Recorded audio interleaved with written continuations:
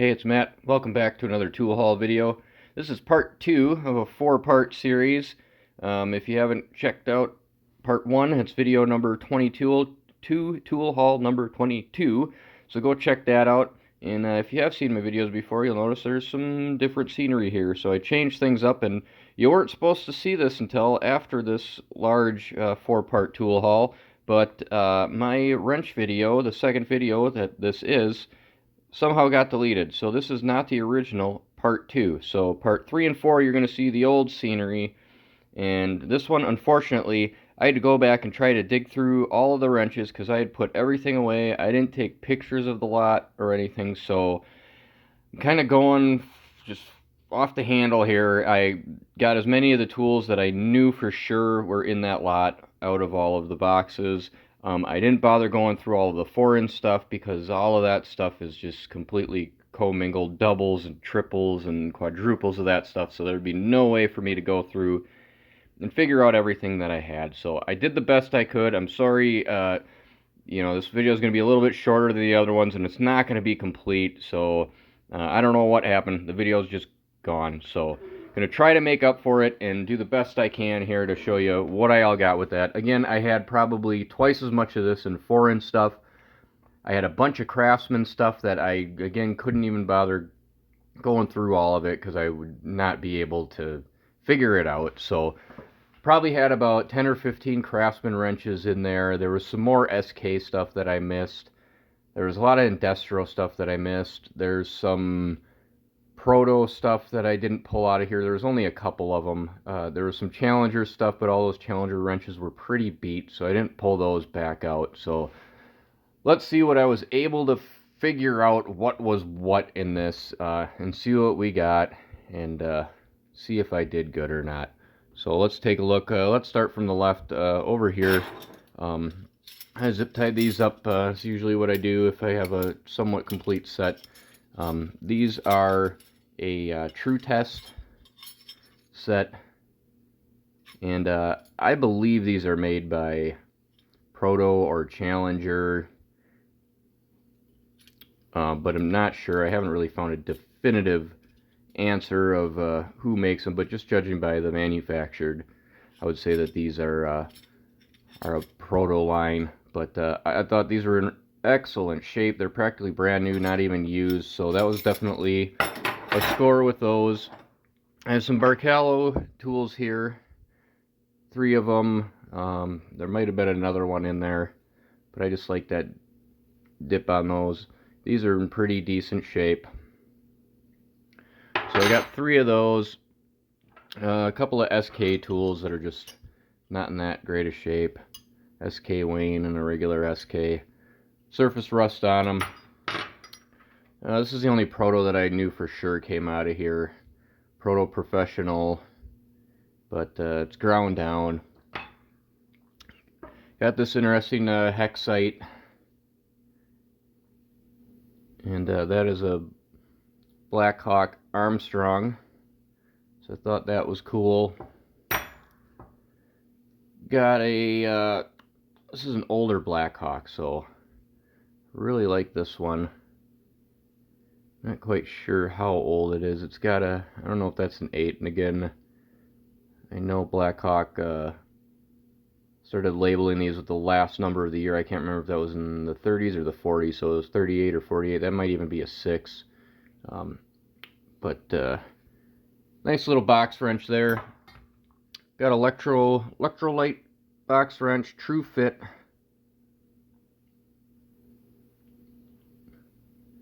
Decent drop on there. That's a nice wrench. Got this really nice SK longer pattern, 11/16 3/4. I like that one. Really nice Indestro Select longer pattern box wrench. So I thought that was cool. Got a stack of these Wesline open end wrenches. They're all in pretty good shape. They're a little dirty, but I got a whole stack of them. I think there might be 1 or 2 more in the box that I didn't bother digging up, but those are neat. I got a pile of Dunlap And I think this one doesn't say Dunlap on it, but I don't know. Looks pretty close. Could be electrolyte. Who knows? Who knows? And I got these really nice Dunlap box wrenches. Really have any use on them. Appear to be in really good shape. So I thought those were cool. We're gonna skip over these for now because that's what really drew my eye to this this lot, is that set of tools. Got a bunch of Indestro stuff. Again, similar to the Wesline, and I think Wesline was a line of Indestro. You can see the same pattern on that panel there. I have an older one from Chicago, and the rest of them are just USA ones, or they don't even say Indestro on them at all. I have this Her brand wrench. It doesn't say USA on it. It's unsure. I don't know. It's probably an older, or not an older, a newer, more modern Her brand. I don't know when they went out of business. A little more modern one. I got this stack over here,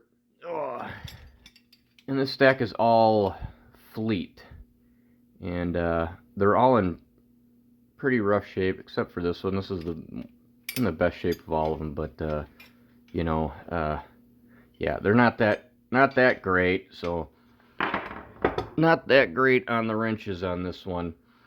Got this little ratcheter here, and this one was interesting. This is a John Deere little ratcheter. Both of them work, so that's cool.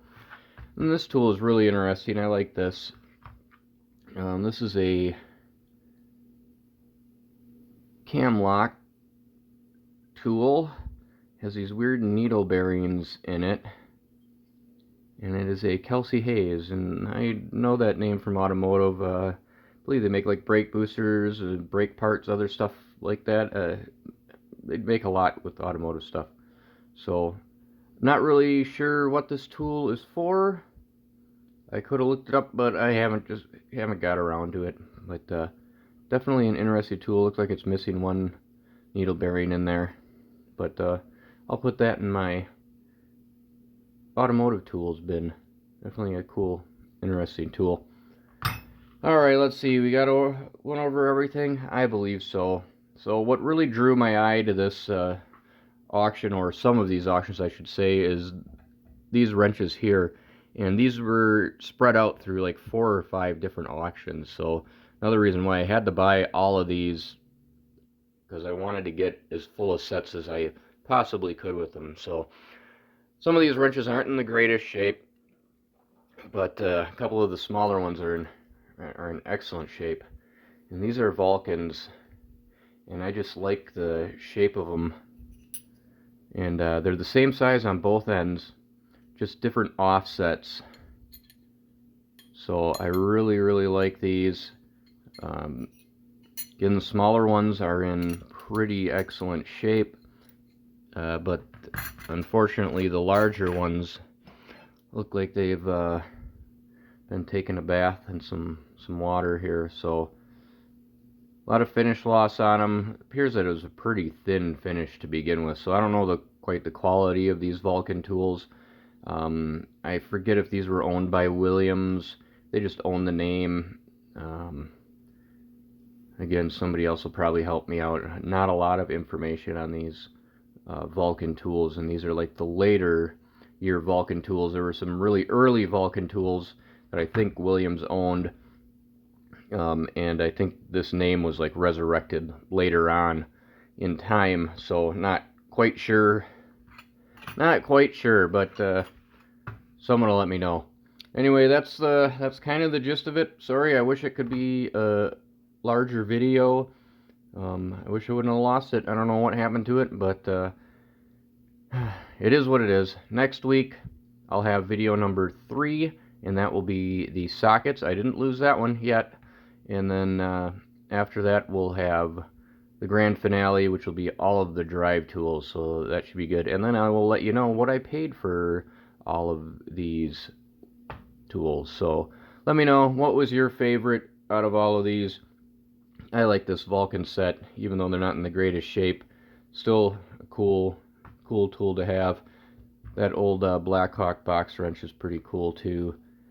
They're all cool. They're all cool tools. So let me know. Thumbs up, like, subscribe. Let me know how you like the new setup. Is the lighting better? I think the lighting is better. I think I can focus in on these a little better and get the writing. Yeah, I like that a little better than last time. Same camera and everything, just a different light, a little different setup. So again, like and subscribe. Stay tuned for next week. Have a good one.